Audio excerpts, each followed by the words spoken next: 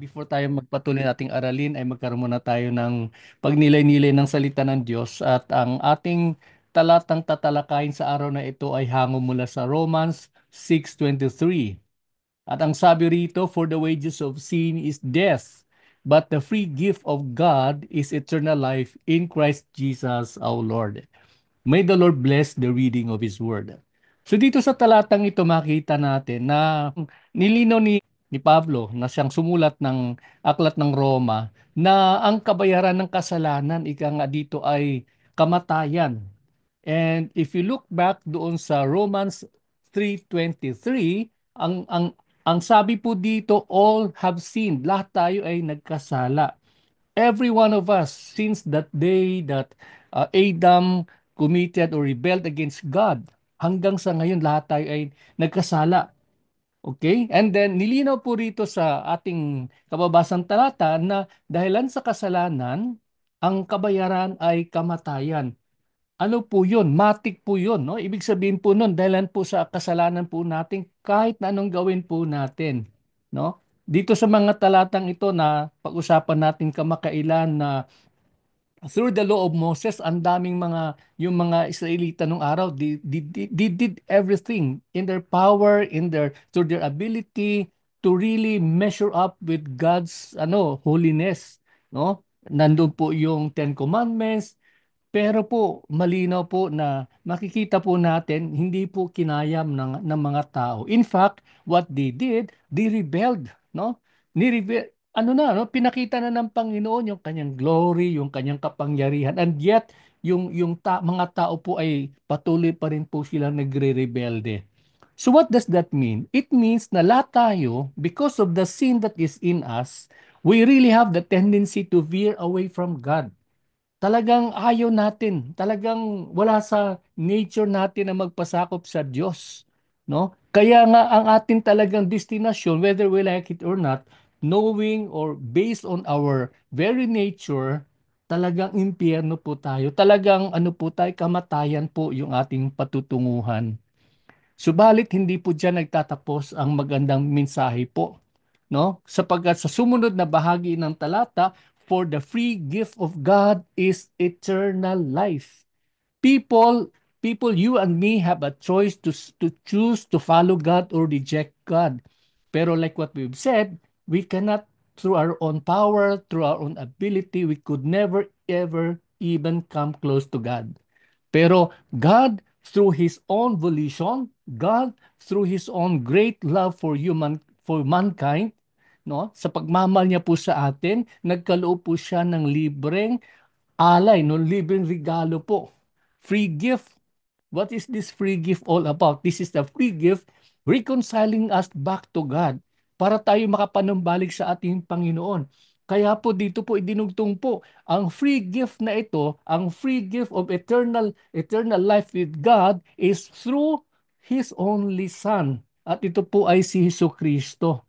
No, ito po yung ating Panginoong Hesus Kristo. Kaya napakaganda po ng ano po dito, no, na parang pinakis na ng ating Panginoon kasi nakita na ng Diyos talagang talagang hindi na, wala nang pag-asa ang sansinukob, talagang mapapariwara tayo, pero God never gave up on us.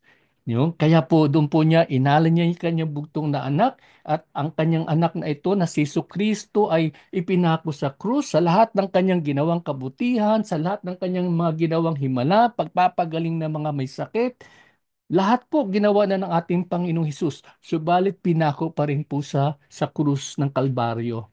Pero po, ito po ay kasama na rin po pala sa plano na planuhin ng ating Panginoon, sapagkat yung kanyang kamatayan at yung kanyang muling pagkabuhay, yan po ang nagdala sa atin sa kanyang paanan. No, yan na po yung paraan na nagkaroon na po tayo ng reconciliation with God. Kaya lang po mga kaibigan, kapatid, ang alay po ng Panginoon na libre po, nakaloob po ng kaligtasan ay hindi po maging atin unless we open our hearts and accept Jesus in our lives as Lord and Savior.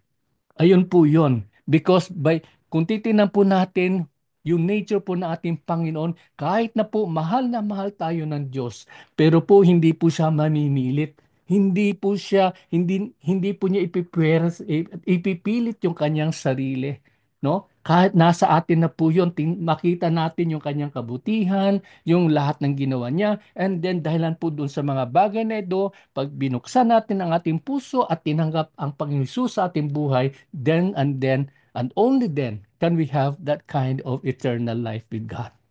Ayun po. So ulitin po natin, hindi po sa ating pong mga nagawa, hindi po dahil lang po sa ating mga efforts, ika nga, not even coming, ano po, yung minsan kasi, yung iba, may pananampalataya, ngunit dinudugtungan po nila ng gawa.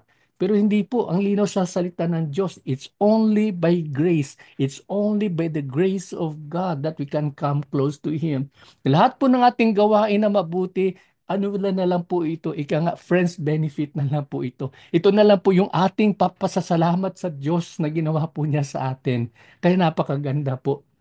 Nawa ito po yung maging makatotohanan po sa ating mga puso. At kung kayo po na nanonood ng video na ito at nais ninyo magkaroon ng ganito ugnayan sa Diyos, na nais ninyo magkaroon ng panunumbalik sa Kanya, no? Na kilalanin natin siya na yung Panginoon na lumikha ng langit at lupa at siya yung Panginoon na may magandang planuhin sa atin. Ang atin lang pong gagawin, buksan lang po natin ang ating puso, and you can even come to God through this prayer. Magkakaroon tayo ng panalangin. Sundan mo ako sa panalangin na ito at you take this as your prayer before God, telling God na, Lord, handa kong buksan aking puso at tatanggapin ko yung bugtong na anak. Tayo'y manalangin. Dakilang Panginoon, maraming salamat sa inyo pong paalaala sa amin, O God. Lord, humihingi ako ng kapatawaran sa lahat ng aking mga kasalanan na gawa. Binubuksan ko ang aking puso at tinatanggap si Jesus, ang iyong bugtong na anak, tay at muli na buhay upang magkaroon po ng kapatawaran ng aking pong mga kasalanan.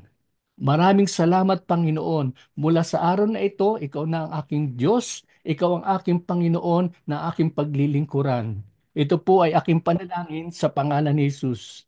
Amen at amen. Manatili po tayong nananalangin. I'll pray for you, lalo na po sa mga tumanggap kay Jesus bilang Panginoon at Maniligtas. Father, thank you so much for this wonderful opportunity, O God, na ibinigay niyo po sa amin, O Lord. Maraming salamat, Panginoon, na patuloy niyo kaming pinalalahanan, O God. Only by your grace, only by your mercy can we come into your presence, O God. Lord, para po sa mga nagkaroon po ng uhaw na makilala kayo, para po sa mga manunood, Panginoon, na binuksan nila kanilang puso at tinanggap si Jesus bilang kanilang personal na Panginoon at Maniligtas. Father, I pray that you go with them. Father, I pray that you send forth your Holy Spirit, O God, na siya pong patuloy na kumilos, magkaroon po ng kauhawan sa puso ng bawat isa, Panginoon, at magkaroon po ng naisin na aralin po iyong salita. Manalangin, Panginoon, kaugnayin po kayo sa araw-araw. Maraming salamat, Panginoon. Father, we entrust everything into your care, even, Lord, sa aming pagpapatuloy ng pag-aalas sa araw na ito. Lord, may you open our hearts and our minds, O God, Lord, especially for those who would be preparing themselves for the forthcoming DOH massage licensure examinations. Maraming maraming salamat, Panginoon. Ang lahat ng papuri, ang lahat ng pasasalamat ay aming ibinabalik sa matamis at makapangyarihang pangalan ni Jesus. Amen at amen.